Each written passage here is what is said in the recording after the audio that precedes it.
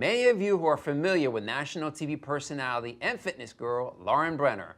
Lauren is also a true leader and very well regarded in the area of female empowerment.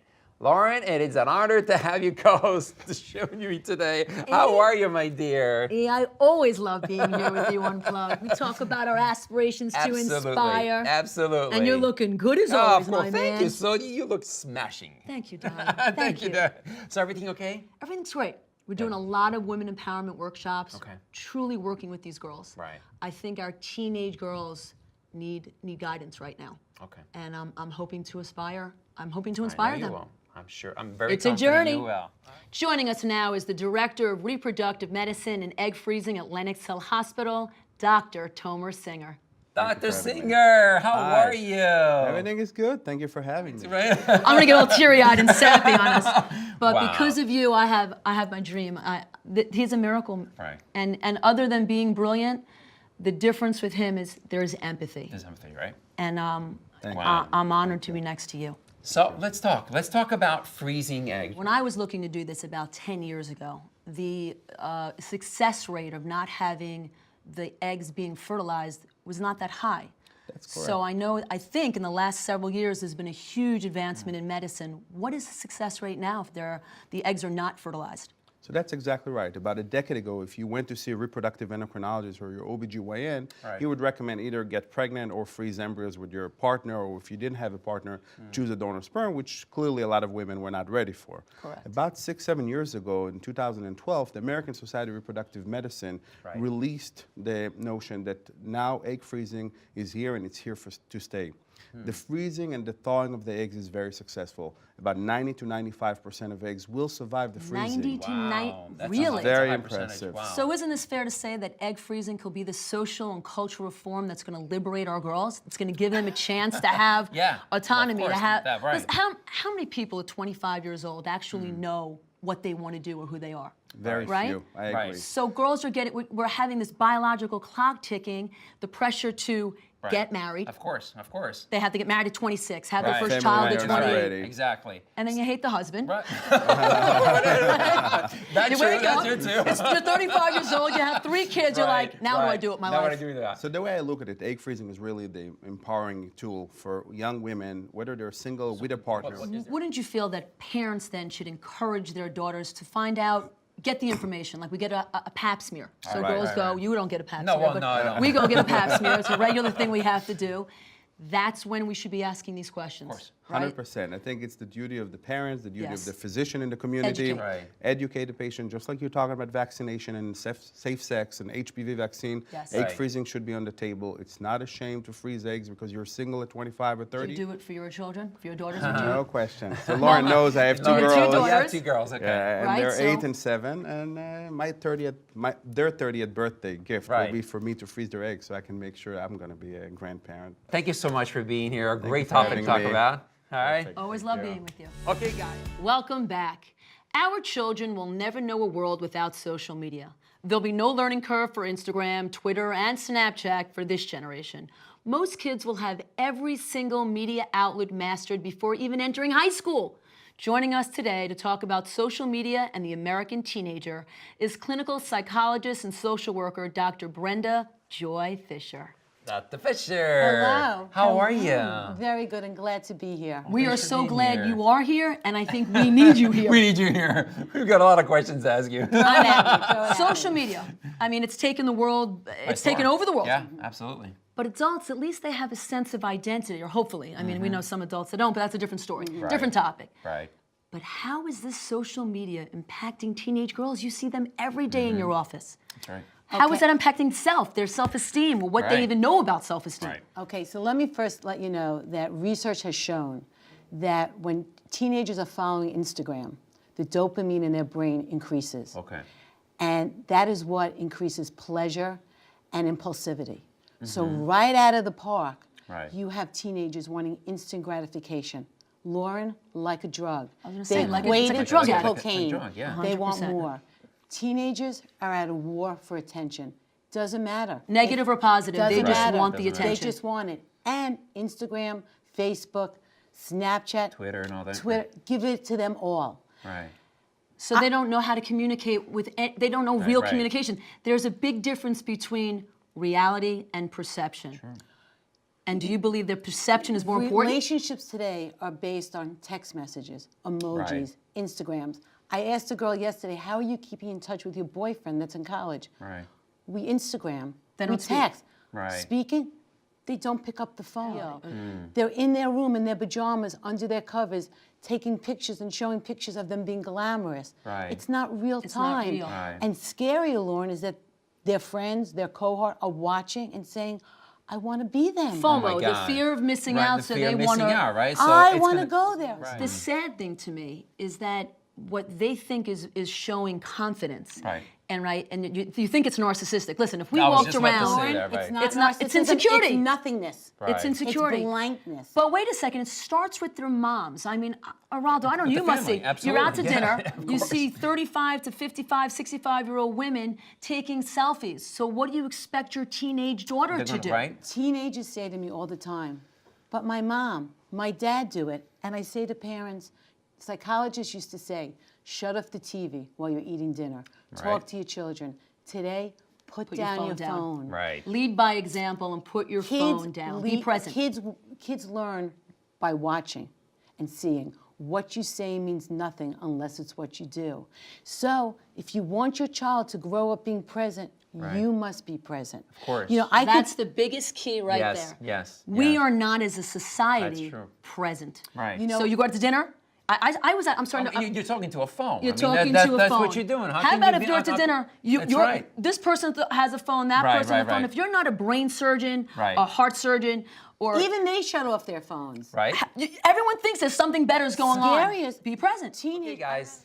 Don't go anywhere. After the break, we're going to chat with the producers and creators of the Philly-based TV show Old Head, the series. So stick around.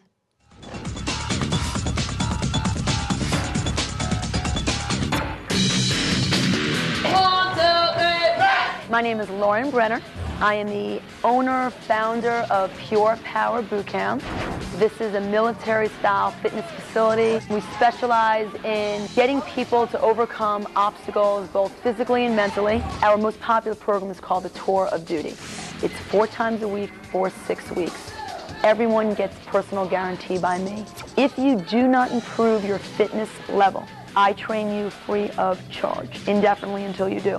Lamb, go lower! Don't get soft on me! It's actually really fun to have people yell at you and motivate you like that.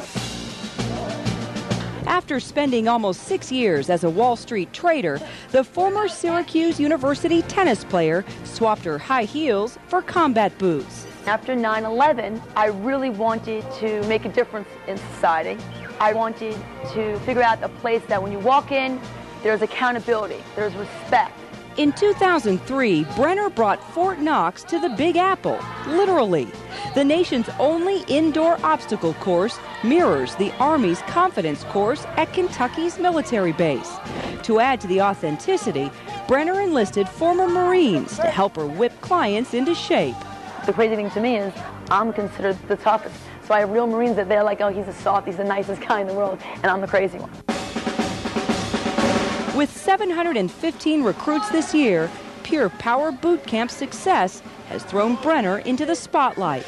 She's a fitness contributor on NBC's The Today Show and is hosting the program Fit Family this spring on Fit TV.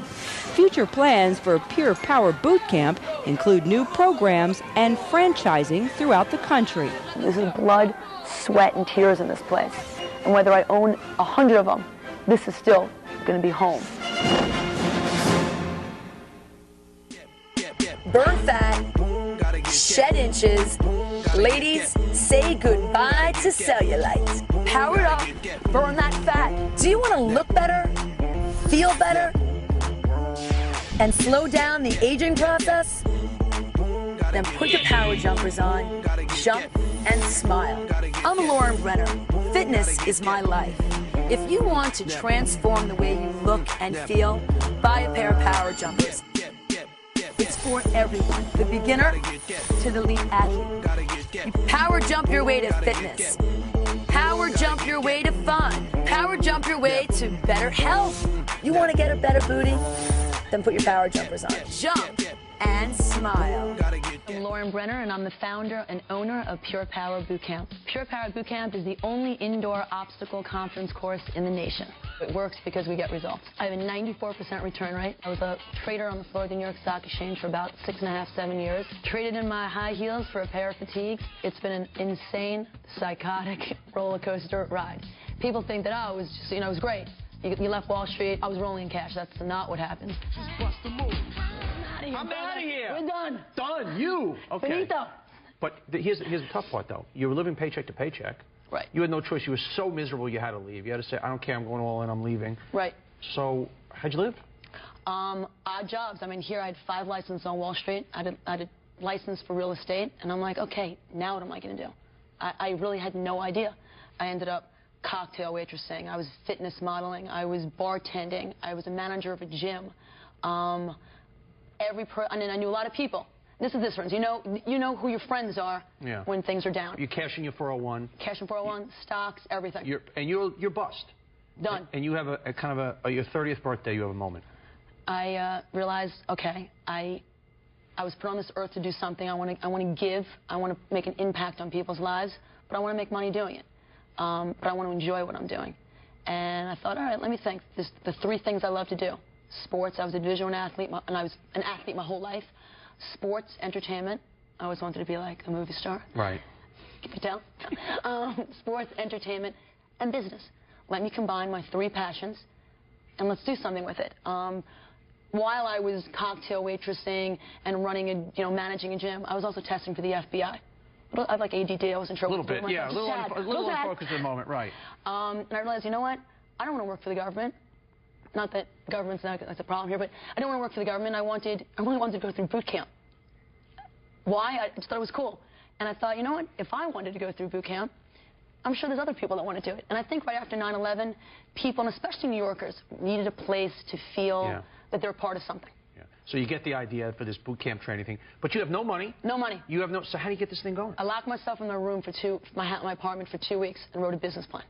And I'm like, all right, I know all these people. Venture capital guys, women. I sent my business plan out. Came across this guy who looked at my business plan and said to me, all right, I want you to trade from my own account. I want you to trade my money. I want a woman trader. You have chutzpah. That's what he says to me. You're it. I want you to do it. And I'm like, I don't want to go back to Wall Street. But understand, I have no money. I'm literally cocktail waitressing. He's offered me a lot of money, and I said, no, I can't sell out. I remember calling up and telling this to my father, and he's like, what are you, a moron? I don't want to talk to you. You're stupid to leave in the first place. Right. No nice Jewish girl ends up walking out, now you can be a cocktail waitress? I'm real proud of you, right? Hangs up on me. And I'm like, all right, now what am I going to do? I tell the guy, listen, believe in me. I really want to see if you want to be a partner. So he's saying, no. So for about 2-3 months, come trade for me, come trade for me. And believe me, a part of me was like, Lauren, you're an idiot. Right. I gave myself another few weeks, and I'm like, I can't believe I'm going to have to try to go back to Wall Street. But again, my reputation was kind of on the line. I had a really sour taste after I left. Sure, you threw a jacket in the guy's face, and so you don't have to go crawling back again. The guy, he kept saying, you're persistent. I respect the fact that he goes, Lauren, you have more heart than anyone I know. I'm going to give you the money for your deposit, for your security deposit. I walked the streets of New York. I found this location, and I said, I'm going to make this happen in 6 weeks. The place was a rat's nest, Donnie. Now tell me, for somebody who hated what they were doing, what you did to get this place. This business is doing over $1 million now a year. What you did to make it happen? I painted 95% of the location myself. All right, I had nice green paint all top of my head. I was my own cleaning person, my own PR person. I taught every class. We opened in 6 weeks. I went to Fort Knox. I saw the course. I took each obstacle that I like, and I emulated Fort Knox military base. One more mishap. What happened with your ankle? I shattered my ankle 4 months into opening. That, to me, was worse. I was more scared at that point than I was when I opened, because I already had this business. The doors were open. I was getting great press at this point. I shattered my ankle. I'm on crutches. They tell me there's a possibility I'm going to have to get my foot amputated. No joke. It was a horrible time period. I was a mess. I was an absolute mess, because I had no instructors. I was my business. I was my PR girl. I have a cast up to here. So I can't get on, TV to promote my business. A bad look. The owner of a boot camp has a crushed ankle. It was amazing, Donnie. I was in the hospital, and my clients, lawyers, CEOs, all showed up at my place in the hospital and offered to answer my phones for me. That's how much, and they all re-signed. Each and every one of them re-signed to make sure that my business didn't go down. So what do you say to people out there, maybe somebody else who's down on Wall Street right now, or an accountant, or home being a housewife or something, they haven't gone for it yet? How do we encourage them to go all in? Life's too short, right? And if you want to spend your life being unhappy, or maybe you're not even miserable, maybe something's missing, get up and do it. But it's not for everybody. This was a major, major roller coaster. I had a lot of problems, and it wasn't like I opened the doors and thousands of people came running in. You know, I didn't know Donnie at that point. Right. You would have come in. No, I mean, it was in December. It was Christmas time. I was walking in a camouflage bathing suit, top, freezing, walking, handing out my cards to people. I needed people in the doors. I mean, that's where I got them in. We love it, man. Thank you. Lauren Brenner, founder of Pure Power Bootcamp. I would go, but drop down and give me 10. being the physical perfect specimen I am, there's just no need, so I'll just continue along with the show. One big idea ahead. She said, I'm out of here. She said, I'm all in. Happy camper. One big idea.